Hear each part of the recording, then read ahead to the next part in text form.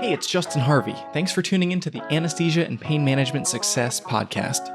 With APM Success, we take a close look at important topics pertaining to business, practice management, personal finance, and careers for anesthesiologists and pain management physicians. We work hard to take your critical questions straight to the experts. Thanks for listening. Hello and welcome to episode 125 of Anesthesia and Pain Management Success. I'm very pleased to be joined by now friend of the show, Dr. Brian Cohen, who's joining us from sunny Florida. How are you, Brian? Doing well. How are you, Justin? I'm pleased to be speaking with you. I'm excited for this conversation. So when we last spoke back in episode 90, anybody who wants to check that out, apmsuccess.com/90, you were kind enough to share a little bit about your experience in private practice, practicing in Texas, and then being part of the founding of this group in Miami. And as well as talking about some of your entrepreneurial ventures. And it is to discuss the latter of those that you're back today. So I appreciate you lending some time and expertise to the show. Absolutely. So for starters, for anybody who doesn't know you, maybe just give us a little bit of a synopsis of your kind of career and current scope of responsibilities. Sure. So I'm a practicing anesthesiologist, been in practice for about 14 years now. Started my own anesthesia company along with three other partners, Miami Anesthesia Services back in 2015. We focus mostly on ambulatory surgery centers and anesthesia in South Florida. While I was starting the anesthesia group, also had the opportunity to work within the medical malpractice space as a especially medical director for risk on anesthesia and pain management. Really gained some interesting insights into how that part of the world works and how it interacts in the clinical side of the world, which oftentimes we don't see until it's too late, and malpractice suits occur and poor outcomes happen. Also got to cross paths with a couple guys who brought me into a world which I never really pictured myself, playing in, which is the digital health and tech world, which, again, as you mentioned, that's sort of what we chatted about last time and how we started a company called Adaptrack. Adaptrack is a risk-focused CME content app to really nudge physicians in the direction of practicing with less risky behaviors. And as we went through the process of developing this company and then putting this company out there to the world, and the world being mostly our clinician colleagues, because that's sort of the world we operate in from day to day, we continue to find ways in which to make it better, easier, faster, more relevant, and to speak more towards how clinicians really absorb information and interact and what we care about.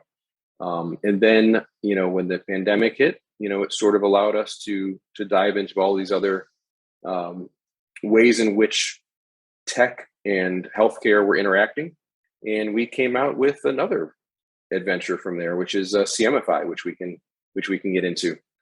Yeah, one of the things that I'm really excited about with Adaptrack and CMEfy is it's one of those, you can call it a product or platform. It's one of those resources that really does lighten the load for physicians. And in a time when that load just continues to get ratcheted up. And, we were talking off the record before this call about some of the ways in which that's manifested through reimbursement and things.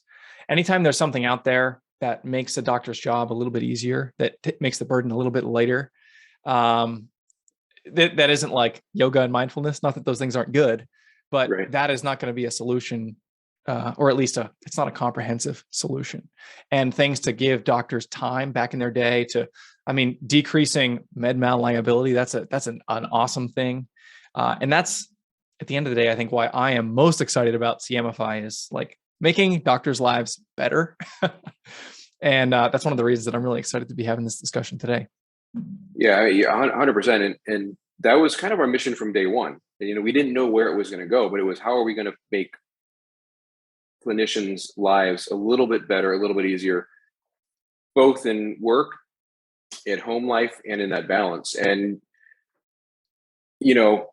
we've found that for some people that Wednesday night yoga does help, but not for everybody, right? For some people, they care more about time than money, but not everybody. Some people have been sued, some haven't, and some that hits home and some it doesn't. So it's really, how do you find something that speaks to the masses that can drive little pieces of value back in different ways to everybody? And nobody's going to solve everything in healthcare right now. And I think we realized that very early on.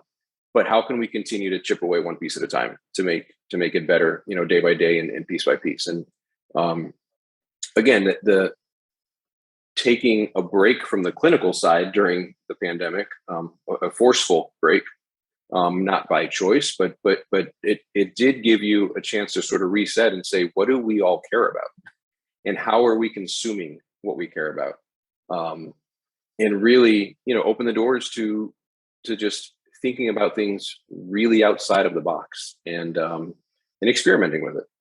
Yeah. I want to talk about CMEfy in 1 minute, but before I do, if you could just indulge me down a brief rabbit trail.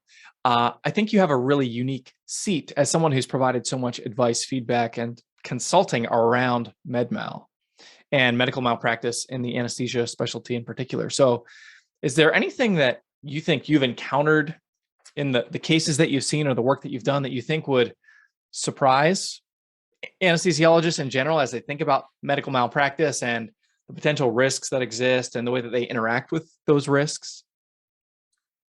Yeah, I mean, or anything that's misunderstood, perhaps?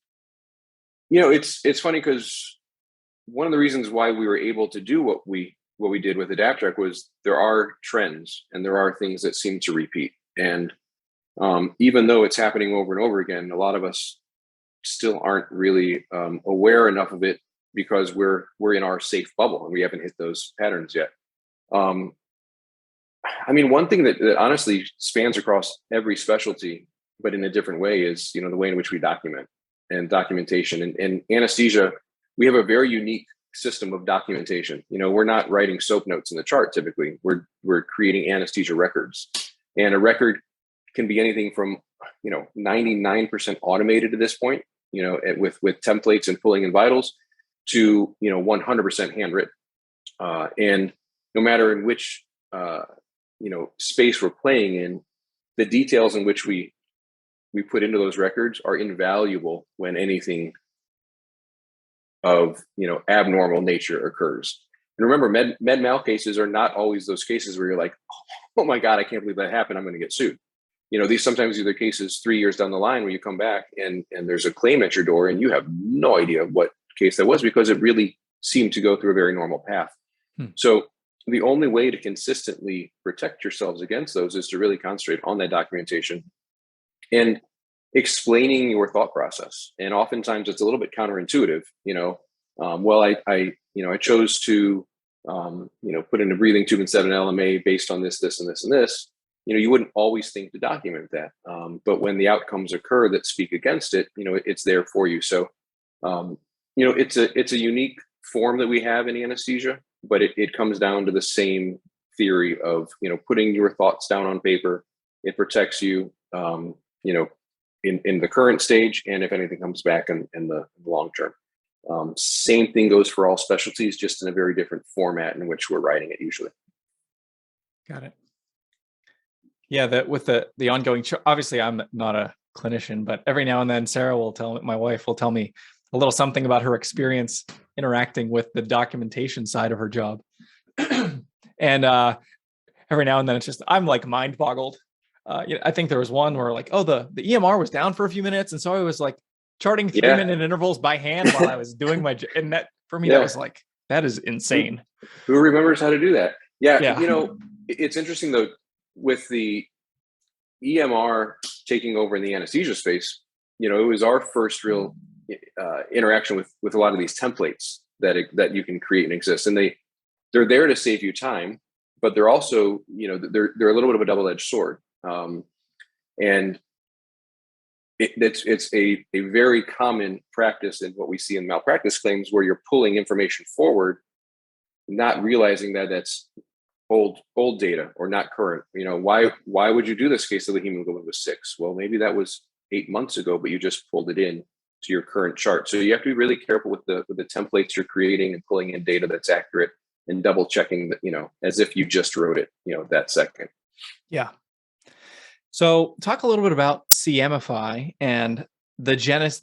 So talk about Adaptrack, which is, you described like the big umbrella, and then in Adaptrack there's the risk suite where you help physicians analyze what is our, where are we currently at risk, and nudges and prompts to help reduce risk over time, as well as this CMEfy product, which creates an opportunity for physicians to, on their own terms and in their own way, capture CME much more conveniently. So talk about that.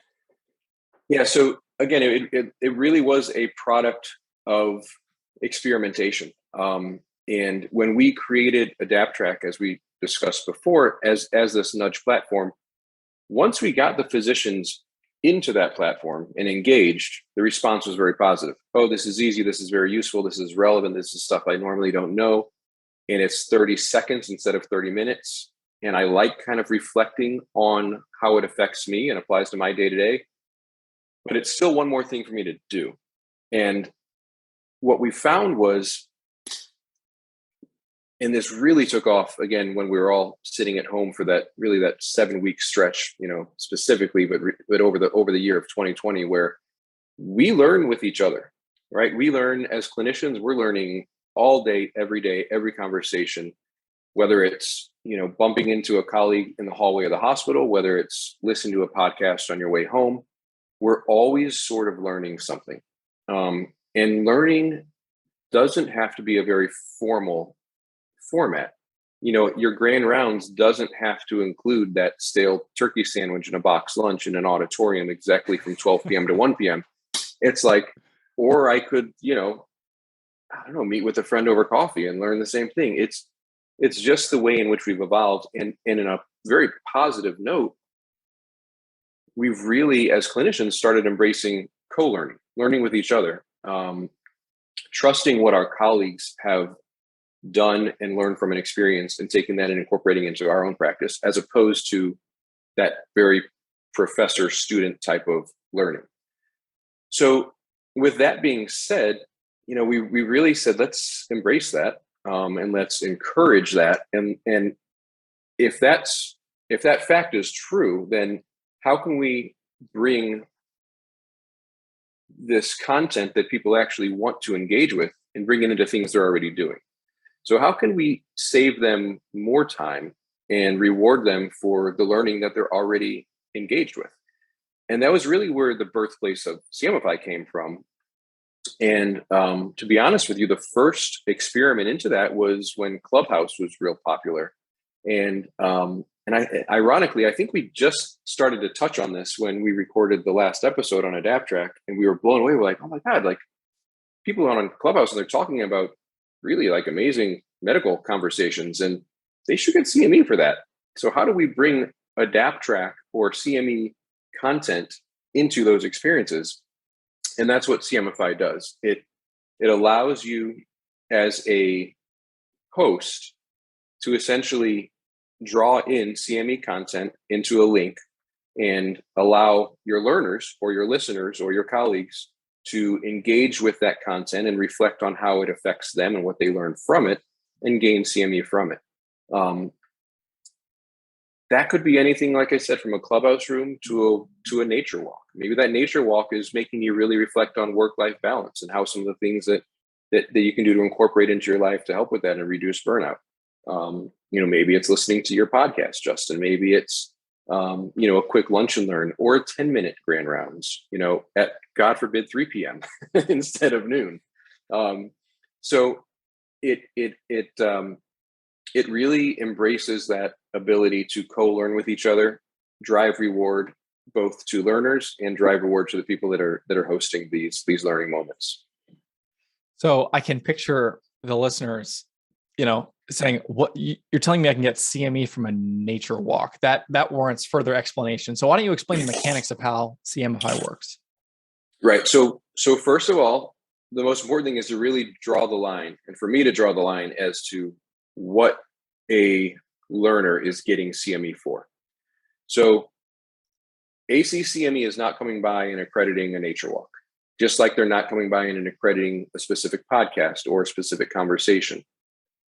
But the ACCME accredited content, CME content that, for example, for us lives in the Adaptrack risk suite, if we're able to bring that in and allow the learners to engage with it, so now they're absorbing that CME content in the right place in the right time when it's relevant to them, and reflecting on it. So part of the way in which our CME is delivered is really through reflective practice, through internet point of care learning and a reflective process to specifically document how the learning material applies to my own practice and day to day.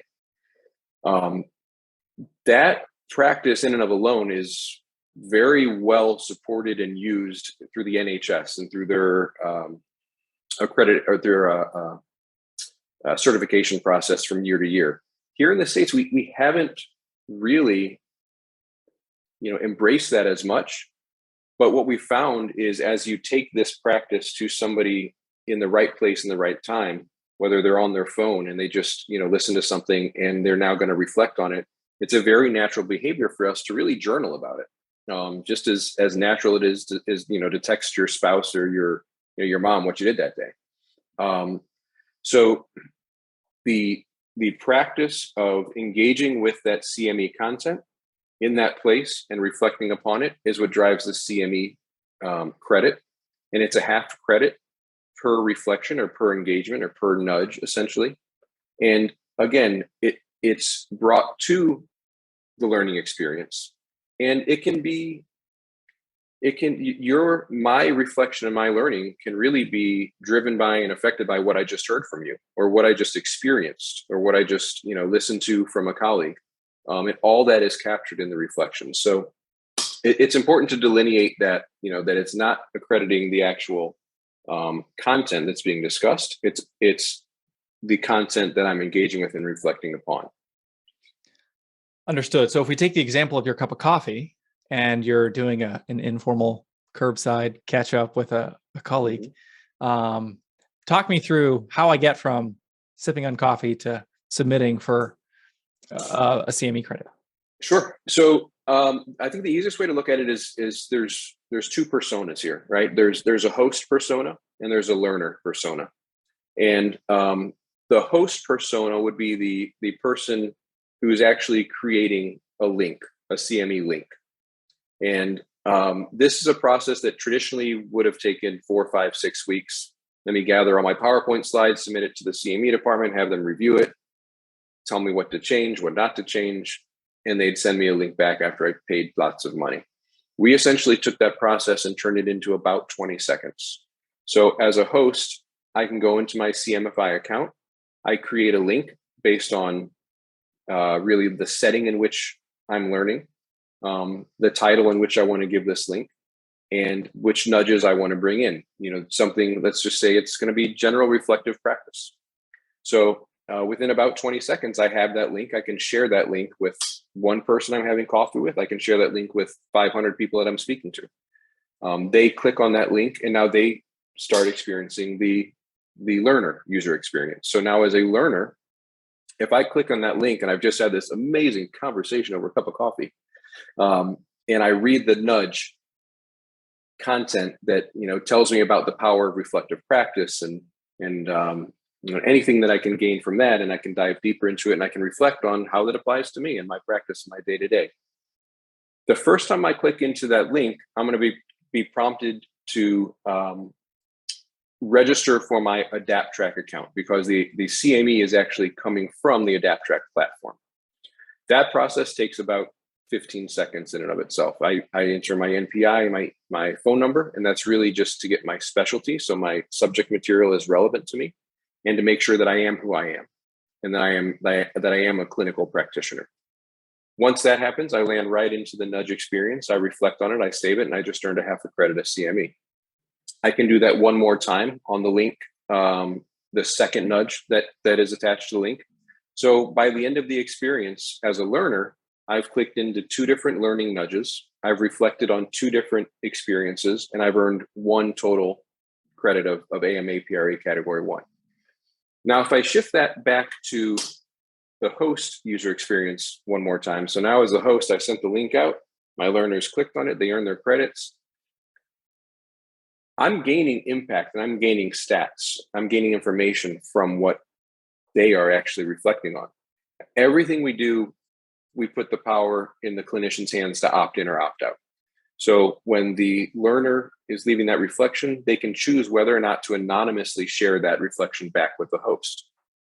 So it becomes very powerful, as you aggregate this data, because let's say I am that host in the 500 person setting, and I just got 500 people to reflect back on how this learning affects them or applies to them, what they care about, what they don't care about, the keywords, the topics, the sentiment, the questions. And that's a lot of information for me to take and say, well, this is what my learners and my colleagues are thinking and care about. Now, over time, that builds up in my profile, and that becomes a very useful profile to then be able to share further on with others in the industry and sponsors per se. But that really is the user experience from both sides. And the important part for us is to be able to align incentives in every direction. So everybody has to win. So the host has to win. He or she is able to increase engagement, increase listeners, increase conversations, because he or she actually has CME to offer almost as a currency to engage with the content. The listeners, the learners, they're there, they've learned something, they've gained CME for something they were already listening to and doing in a very abbreviated time frame, and learn this reflective practice back. And all of those reflections and all of those credits stay forever in their Adaptrack Learner platform. And they can go back and claim those in certificates as AMA PRE Category 1s. So that's really been important for us from day one, as we talked about sort of that mission to make these clinicians lives a little bit easier, a little bit better. What other ways can we continue to bring value into the people that are engaging and learning with each other? So let me sort of focus on each of those personas that you mentioned. So if there are hosts out there right now listening to this conversation, they think, oh man, I present, half a dozen times a year at conference, plus another half a dozen grand rounds, plus I am rounding with residents and fellows or having conversations with peers. And I'm interested in being a host, like creating that opportunity for the people with whom I'm speaking to be able to CMEfy this conversation. What should they do? They can go to cmfi.com and they can say they're interested in being a host. It's really as easy as one click. We have it very automated at this point. Again, part of my job in all of this as chief medical officer in the product is I'm forced to go back to our team every day and say, how do physicians and other clinicians think about things? And what's our attention span for this? How do we want to, and we've got a very short period of time where we can get someone to click on something, understand what it is, and get going. So everything is very abbreviated, very compact, and very self-explanatory, with the ability at any time to click into our concierge and have them walk you through anything. Our concierge service can help you create links. It can reiterate the process for you to create links on your own, but it's meant to be very self-serving, but at the same time, easy to help with. Because you can make these links fun. And that's where we've seen a lot of people start to really let that creative side out, is, the people are embedding Giphies and videos and pictures and emblems into these CMEfy cards that the learners click on. And it's just a way to make your colleagues, smile. You click on a CME link and essentially have a Giphy of an office scene, and it's just something to make them smile as they realize that they're learning and gaining from what they're doing. So if I'm somebody who's having this proverbial cup of coffee with one of my colleagues who doesn't know about CMEfy, isn't interested, but I still want to kind of monetize the conversation, is there an opportunity for me to do that? So we have recently turned on the ability to monetize this. And what I mean by that is, and let me be more clear. I'm not talking about money. I'm talking about to capture the CME credit for the conversation. If for example, I have this cup of coffee with one of my colleagues and they aren't going to necessarily send me a link through CMEfy, or maybe they don't know about CMEfy, and I'm like, oh my gosh, for that, they haven't set up a new login for a new account for anything in the last 10 years. And I just want to do this for myself. Is there a way for that to happen? Yeah, you can earn CME as a host as well. And the ironic thing is that we found that if I was a speaker at a grand rounds and I put in 10 hours of my own time creating these slides and this presentation, I submitted to the department and I came back and I presented it. It was actually more difficult for me to get CME than for the people that came and listened to me for an hour. So we feel strongly that, that was one of the first things we did was say, okay, if you're the creator of the content, you can reflect on that. You can engage with this link and you can earn CME for being the creator as well. So absolutely. So you can essentially self-host. You're curating your own learning experience. 100%. It's your definition of learning. Again, what has been very encouraging is the expansion of this co-learning. And it's not just by myself anymore. And it's not just with my closest colleague. And I'm not afraid to share what I've learned with everyone else out there, and I feel like, for a long time, physicians sort of held these discoveries and insights close to the heart because they wanted to be the single person to do this better. When who suffers in that is other patients that maybe could be benefiting if other physicians or clinicians had access to that information. And I think we've really broken down a lot of those barriers over the past few years, where we've really started opening up these conversations between colleagues and sharing of information. And again, that's something here where you don't become an anonymous source of information. So if you're a voice that really has, some specialty knowledge and some insight into a certain practice or certain behavior or certain medication or technique that is showing, improved outcomes or positive impacts, share that, but you'll get credit for that. It's your voice, right? It's your voice that's going out there. And this is another way to even track that. And that's why that CMEfy profile helps really track the impact of what you're talking about so that your voice doesn't become lost and you don't become, an anonymous person that shared something amazing. And that profile becomes shareable, within any direction. And what we found is, we're in a little bit of a trend of, clinician Kim Kardashians of the world, which is, I say that in only the positive way of we're out there influencing and we're influencing each other and we're getting more and more people to listen to us. But then what? Then what are we going to do? What are we going to do with that? And we can do a couple things with that because there's companies, there's organizations, there's social impact groups, there's medical device companies, there's pharma, there's all these different industry people and companies and causes that care about the same thing that we are talking about. They just need to know that we're talking about it and they need to know in a measurable way. And again, so that's where that profile pulls back in. So these impact stats that we can gather from, not from what you are saying, but from what your listeners are hearing and what your listeners are caring about, is really even more important than what, that research paper that maybe you wrote on a similar topic.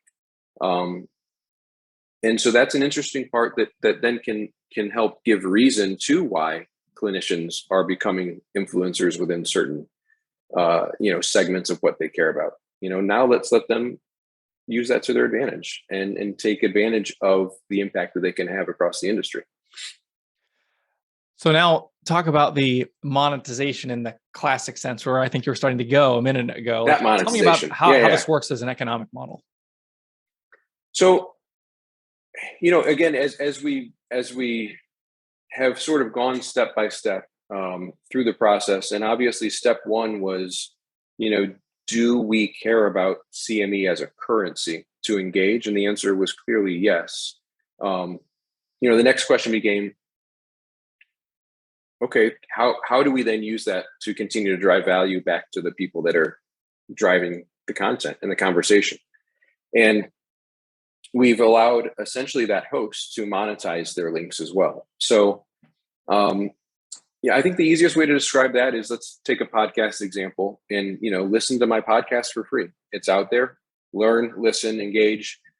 If you want to gain CME by reflecting on how this affects you and what you learn from it and what you learn from the content and what you're engaging with, click here, pay $5, $10, $20. Honestly, anything less than, mid 30s, $35, $40 per credit is still below average of what it would normally cost us to go out and get CME credits.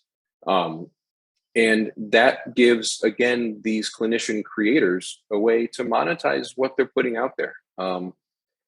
This is your time. This is your voice. This is valuable. And we shouldn't be the ones that gain all that money from the CME portion of it. And that's really where it becomes as a kind of a shared, incentive. And it's really been a nice way to reward the clinicians that are pushing education out there, right? And encouraging these discussions and stimulating some of these thoughts that are going to continue to further to improve healthcare as we go along, year to year.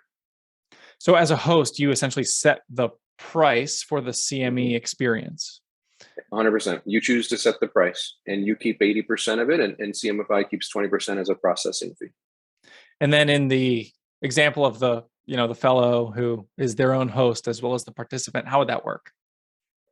I mean, I wouldn't want to charge myself, right? So yeah, you can also do it free. So you can have, it really is up to the host as to how they choose to engage with and to bring this into a part of their content distribution. So if they choose to continue to create CMEfy links with no cost associated to it, this is for them to decide. Our role at CMEfy is literally to be a connection platform. So we're a platform that has the ability to produce a link that draws in CME content into that link at the right place, right time, and relevant scenarios. As we continue to find other partners within the CME world that have the content to come in, the content of library that you as a host can bring in will continue to grow. We have other fun features that are sort of a part of the subscription, like instant rounds, for example. And this is another feature that we kind of sat back and said, with that whole discussion of why are grand rounds, and why can't they just be instant? Why can't we learn kind of, in everyday moments, or when I feel like the right time to engage with is. And so, at any place, anytime, you can launch an instant rounds, with one click of a button. You produce a link. Anybody can be invited to join that instant rounds, and it's a live end-to-end encryption, same that NHS uses for all of their medical interactions, and it's a video and or audio and or screen share chat where you're having a live discussion and talking about something that's meaningful and important to you at that point. There's a Earn CME button that's embedded into that screen, so at any time, the learners can click on that and gain CME from these instant rounds that are being hosted by an individual who has something to share. We have some fun embedded digital models within there. So, if I'm talking about anesthesia and airway, I can literally pull up, an airway 3D model, in there and have this discussion with everybody else who's on the screen. Again, that can be with one person, that can be with 1,000 people. So it's not breaking the system. It's breaking the way in which we think about learning to a certain extent and trying to expand it to other opportunities outside of the traditional grand rounds or outside of the traditional classroom setting. And to have it accessible to clinicians, at any point in any time to engage with it, to learn. Awesome. So for anybody listening who thinks, holy cow, this is changing the game as far as how I'm going to harvest my CME credits, go to apmsuccess.com/125. We're going to have links to all the relevant content discussions and websites and all that, as well as Dr. Cohen's contact info if you want to reach out to him, ask any questions, and he can get you onboarded with CMEfy if you want to start rocking and rolling. Any other words of wisdom that you want to share, Brian, before we let you go? I don't think so. I just, encourage people to continue doing what they're doing. And we're going to be there to find ways to help support it and drive value back to those of us who are out there, pushing the propofol every day and walking the rounds and making it through a rough couple of years. So appreciate the platform to chat with you and to get the word out there. And we are an open book as far as, ideas and feedback and ways in which we can continue to help our colleagues. Yeah. And just one last word in parting, anybody who has their own podcast or who has a blog or who has these interactions or is a presenter who wants to follow up to say, I want to become a host, highly encourage you getting the process started. I've had a little bit of interaction with the Adaptrack and CMEfy team, and everything is, like Brian said, it's just super easy and streamlined. And that's been really awesome to see. So Dr. Brian Cohen, thank you for joining us today on APM Success. Thank you, Justin. If you liked what you heard this week, head on over to apmsuccess.com, where you can find more content and free resources to help you build a successful career in anesthesia and pain management. If you wanted to leave a review in iTunes, I'd also really appreciate it. Thanks for using some of your valuable time to join me today on APM Success.